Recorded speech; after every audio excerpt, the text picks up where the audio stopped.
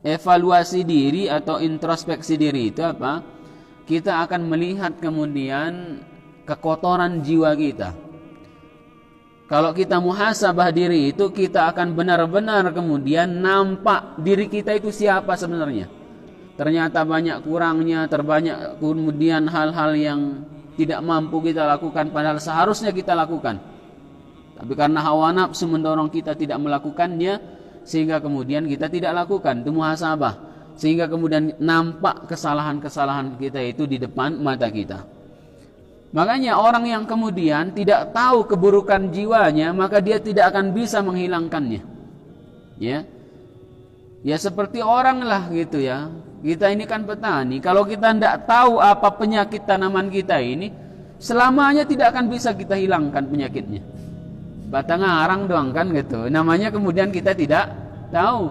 Tapi setelah tahu ilmunya, oh ternyata ini bahkan jelas kita nyari kemudian obatnya apa. Sehingga kemudian prosesnya cepat hilang. Demikian juga jiwa kita ini. Kalau orang tidak mengenal dirinya saking kemudian tidak peduli dengan muhasabah itu, banyak kotoran dalam jiwanya pun tak tampak.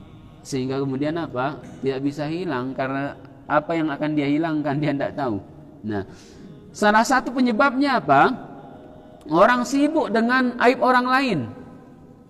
Kalau aib orang lain itu Masya Allah itu nampak di hadapannya. Oh keburukan si A ini, B ini, dia paham benar.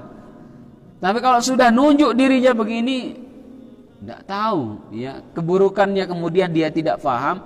Bahkan bisa jadi keburukannya jauh lebih dahsyat daripada orang itu.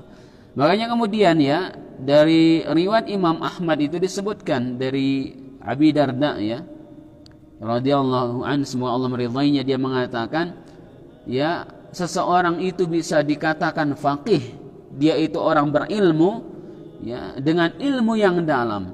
Ketika dia melihat kesalahan manusia ya dia benci kesalahan manusia, tetapi ketika dia melihat dirinya ternyata dia lebih membenci dirinya daripada orang itu. Kenapa? Ternyata perilakunya lebih buruk daripada orang lain. Pikirannya lebih buruk daripada orang lain. Perbuatan-perbuatannya itu kemudian lebih buruk daripada orang lain. Maka kalau demikian cara kita memeriksa diri kita ini ya seperti kita ya itu melihat kesehatan diri kita itu kan ada tanda-tandanya.